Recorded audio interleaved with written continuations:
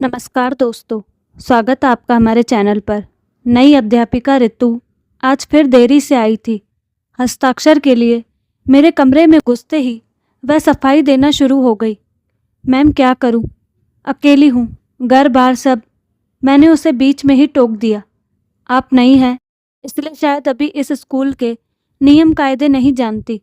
घर परिवार की बातें करने की यहाँ बिल्कुल मनाही है। मेरे सख्त रवैये से वह एकदम सकपका गई थी। जी, मैं यहीं स्कूल के आसपास कमरा ढूंढ रही हूँ ताकि समय पर पहुँच सकूँ। वह जल्दी जल्दी हस्ताक्षर कर जाने लगी तो मैंने कुछ सोचकर उसे फिर से रोक दिया। छुट्टी के बाद मिलकर जाना। वह स्वीकृति में सिर हिलाकर चली गई तो मैं आगामी रूपरेखा बनाने लगी। मेरे 1 BH के फ्लैट के लिए यह उपयुक्त किराएदार रहेगी। स्कूल के पास भी है। खाली फर्निश्ड फ्लैट की अच्छी देखभाल भी हो जाएगी। मुझे तो यहाँ परिसर में सुसज्जित प्राचार्य आवास मिला ही हुआ है। ऋतु पर अपनी सख्ती की बात याद कर थोड़ी शर्मिंदगी भी महसूस हुई, पर क्या करूँ, जिंदगी में 2-2 बार धोखा खा लेने के बाद घर परिवार आदि से विश्वास सा उठ गया है। पहली बार पति बेवफा निकला तो दूसरी बार किस्मत, जिसने एक दुर्घटना में पति को पागलखाने पहुंचा दिया। जीवन के इस पड़ाव पर अब वैवाहिक जीवन की साथ तो नहीं रही, पर मातृत्व सुख के लिए दिल कई बार मचल उठता है। कोई मेरे गाँव न कुरेद डाले, इसलिए मैंने स्टाफ को काम और घर परिवार को अलग रखने की सख्त हिदायत दे रखी थी। छुट्टी के बाद ऋतु डरते डरते मेरे पास आई तो मैंने उसे अपने इरादे से अवगत करा दिया। वह बच्चों की तरह किलक उठी। मैम, आपने तो मेरी समस्या चुटकियों में हल कर डाली। लोग ऐसे ही आपको हिटलर और जाने क्या क्या पुकारते हैं। वह अपनी ही धुन में बोल तो गई, पर फिर तुरंत जीभ काट ली। उसकी बचकानी हरकत पर मेरे चेहरे पर मुस्कुराहट आ गई। जानती हूँ, खैर, यह चाबी ले जाओ और मकान देखाओ। जैसे कि मुझे उम्मीद थी, ऋतु को मकान पहली ही नज़र में पसंद आ गया। उसने झटपट शिफ्ट भी कर लिया। अपने स्वभाव के अनुरूप मैं अब भी उससे काम की ही बात करती थी। उसके शिफ्ट होने के बाद तो मैंने फ्लैट की तरफ झाँका भी नहीं। ऋतु बंदा बंदाया किराया मेरे अकाउंट में जमा करा देती थी। इधर कुछ दिनों से वह आकस्मिक अवकाश ज़्यादा लेने लगी। कभी तबीयत खराब होने के नाम पर आधी छुट्टी भी ले लेती थी। फिर मैंने उसके पेट में हल्का उबार महसूस किया, जिसे वह बड़ी सफाई से दुपट्टे या शॉल में छुपा लेती थी। तो क्या वह विवाहित है? पर उसने तो कहा था अकेली हूँ। अच्छा, यहाँ अकेली रहती होगी, पति की नौकरी और कहीं होगी। उत्सुकता के बावजूद मैंने अपने ही उसूलों के कारण उससे या किसी और से इसके बारे में पूछताछ भी नहीं करी। मेरा शक सही था। कुछ महीनों बाद ही वह लंबी छुट्टी पर चली गई और लौटी तो उबार गायब था। शायद खुद ही माँ बनने की मिठाई खिला दे, सोचकर मैं शांत बनी रही, पर ऐसा कुछ भी नहीं हुआ। वह एकदम सामान्य थी, मानो कुछ हुआ ही ना हो। साल बीतते न बीतते मुझे फिर उसके गर्भवती होने का शक हुआ और इस बार भी कुछ महीनों बाद वह लंबी छुट्टी पर चली गई। उसे छुट्टियों की परवाह नहीं थी। सवैतनिक अवकाश खत्म होने जाने पर वह अवैतनिक अवकाश लेने में भी संकोच नहीं करती थी। इस बार भी वह भरा भरा शरीर लेकर लौटी, मानो प्रसूति के बाद खूब सेहत बनाकर लौटी हो। चुपके चुपके शायद उसने अपने सहकर्मियों को पार्टी भी दी हो, पर मैं जानती थी कि मेरे स्वभाव को भली भांति जानने वाले मेरे सामने ऐसी कोई बात नहीं करेंगे। पार्टी में बुलाना तो दूर की बात थी। दिवाली पर मैंने अपने फ्लैट का रंग रोगन करवाया तो भुगतान के पूर्व एक बार जाकर देख आने की ज़रूरत महसूस हुई। इस बहाने शायद ऋतु के बच्चों आदि से मिलने की ख्वाहिश भी मन में थी, पर यहाँ भी निराशा ही हाथ लगी। घर में बच्चे तो क्या, उनका कोई चिन्ह तक नहीं था। न कपड़े न खिलौने। जरूर अपनी नानी दादी के पास रहते होंगे, पर कोई तस्वीर तो हो। ठेकेदार के संग खड़े खड़े ही मैं पूरे घर का निरीक्षण कर आई। ऋतु ने औपचारिकतावश चाय के लिए अवश्य पूछा, पर मुझे रोककर बिठाने बतियाने में उसकी कोई दिलचस्पी नजर नहीं आई।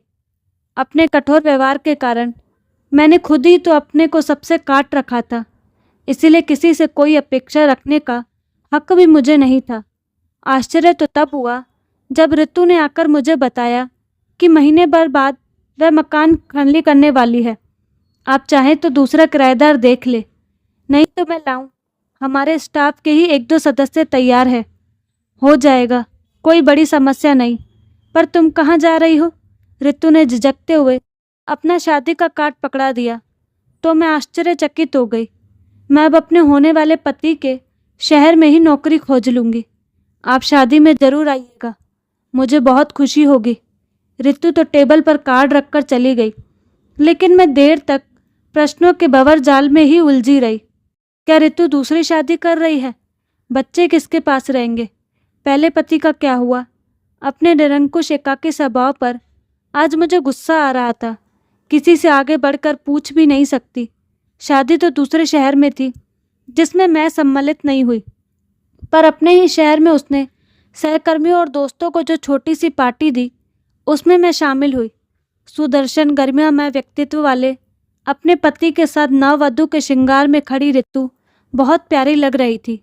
उनके घर परिवार वालों के अतिशय उत्साह को देखकर कहीं भी ऐसा नहीं लग रहा था कि यह उनकी या उनमें से किसी की भी दूसरी शादी है। सब तरफ नजरें दौड़ाने के बाद भी मुझे दोनों छोटे बच्चों का भी कोई चिन्ह नजर नहीं आया। रितु ने अपनी माँ से मिलवाया। पापा ने तो नया नया बिजनेस शुरू किया है, इसलिए आ नहीं पाए। आप माँ से मिलिए। माँ, ये मेरी प्रिंसिपल, जिनके मकान में हम रह रहे हैं और जिन्होंने हमेशा मेरी मदद की। उसकी माँ गौर से मुझे देख रही थी। तुम प्रज्ञा हो, निर्मला की छोटी बहन। मैं अचकचा गई थी। उन्हें गौर से देखने पर खुशी के मारे मेरी भी चीख निकल गई। विनीता दीदी। उन्होंने आगे बढ़कर मुझे बाहों में भर लिया। वे मेरी दीदी की सबसे अच्छी सहेली थी। वे निर्मला दीदी का हालचाल पूछने लगी। इससे पहले कि वे मेरे बारे में जानकारी ले, मैंने उन्हें अगले दिन लंच के लिए आमंत्रित कर लिया। साथ में नवविवाहित वर वधू को भी आमंत्रित करना ही था। अगले दिन स्कूल की छुट्टी भी थी, तो दीदी से खूब गपशप का मूड था। अब विनीता दीदी से तो ऋतु के वैवाहिक जीवन की असलियत जानकर ही रहूंगी, भले ही इसके लिए मुझे उनके सामने अपने अतीत के पन्ने खोलने पड़े। मैंने सोच लिया था। अगले दिन लंच चल ही रहा था कि ऋतु के मोबाइल पर कॉल आ गया। सामान पैक करने वाले घर पर उनका इंतज़ार कर रहे थे। दोनों जल्दी जल्दी खाना खाकर निकल गए। माँ, आप बाद में आ जाना, मैम के साथ आराम से पुरानी यादें ताज़ा कर लो। दोनों निकल गए तो मैंने इत्मीनान की सांस ली। चलो, अब तो और खुलकर पूछताछ की जा सकती है। कॉफ़ी के कप को लेकर हम दोनों बरामदे में आ बैठी। ऋतु काफ़ी खुश नज़र आ रही है। विवेक काफ़ी सुलझे विचारों वाला युवक लगता है। मैंने बातचीत शुरू की। अरे बहुत समझदार है, वरना मैंने तो ऋतु की शादी की उम्मीद ही छोड़ दी थी। हाँ, दूसरी शादी मुश्किल तो है ही, वो भी जब पहले वाले से दो दो बच्चे हो। मैंने सहानुभूति दर्शाई। दूसरी? तुम्हें कोई गलतफहमी हुई है। ऋतु की तो पहली शादी हो रही है। शादी हो रही है और बच्चे? वे उसके नहीं थे। ऋतु उनकी सैरोगेट मदर मात्र थी। मुझे चक्कर आने लगे थे। किसी तरह मैंने खुद को संभाला, पर ऋतु को यह सब करने की क्या ज़रूरत थी? अब क्या बताऊं, ऋतु हमारी इकलौती संतान है। हम लोग उसकी शादी की सोच ही रहे थे कि उसके पापा को बिजनेस में ज़बरदस्त घाटा हो गया। हम लोग एक तरह से सड़क पर ही आ गए। ऋतु ने तुरंत यह नौकरी ज्वाइन कर ली और हमें धीरज बंधाने लगी कि पापा का बिजनेस शुरू करने के लिए वह जल्द ही पैसों का इंतज़ाम करेगी। इसी बीच उसने किसी पत्रिका में सरोगेसी का विज्ञापन देख लिया और उन संपन्न निसंतान दंपत्ति के लिए बच्चा पैदा करने का फैसला कर लिया। तो आपको पहले से सब कुछ मालूम था? नहीं, मालूम होता तो हम रोक ना लेते। वह तो बच्चा पैदा कर सौंप देने के बाद हासिल मोटी रकम जब उसने हमें भेजी तो हम चौंके, पर उसने सफाई दी कि उसको बैंक से लोन मिल गया है और उसकी दयालु प्रिंसिपल मैम ने भी उसकी काफ़ी मदद की। वह तो उन्हीं के घर में रहती भी है। नई नौकरी के बहाने वह काफ़ी समय से हमसे मिलने भी नहीं आई, तो हमने उसकी बातों पर भरोसा कर लिया। पर दूसरी बार मुझे शक हो गया। कड़ी पूछताछ करने पर उसने सच्चाई उगल दी। हम दोनों ही अपना आपा खो बैठे थे। उसे कुलक्षणी, असंस्कारी, जाने क्या क्या कह डाला। विनीता दीदी की आंखों में उन पलों को याद कर भर आई थी। मैंने होले से उनका हाथ सहला दिया तो उनमें आगे बयां करने का हौसला आ गया। ऋतु सारे अपेक्ष सुनती रही, फिर धीरे से पूछी, आप संस्कारी किसे मानती हैं? जो हमारी सभ्यता और संस्कृति के अनुसार व्यवहार करे, वही ना? और हमारी सभ्यता और संस्कृति क्या है? क्या वही जो आप रोज रामायण और गीता में पढ़ती हैं? मैं प्रश्नवाचक निगाहों से उसे ताक रही थी कि उसने अगला प्रश्न उछाल दिया। आपकी नज़रों में कुंती, जिसके अलग अलग पुरुषों से कर्ण और पांडवों सहित 6 पुत्र थे, वह संस्कारी थी? आपकी नज़रों में द्रौपदी, जिसके 5 पति थे, वह संस्कारी थी? तो फिर मैं असंस्कारी क्यों? कुंती ने अलग अलग इष्ट देव की आराधना करके अलग अलग पराक्रम वाले पुत्र पैदा किए। उसके पीछे वासना नहीं, एक अच्छा ध्येय छुपा हुआ था। मैंने टोका था। तो आपको क्या लगता है मैंने ये सब वासना के वशीभूत होकर किया? मैंने अपने डिंब में 9 माह तक एक बूंद को क्या वासना के कारण रखा?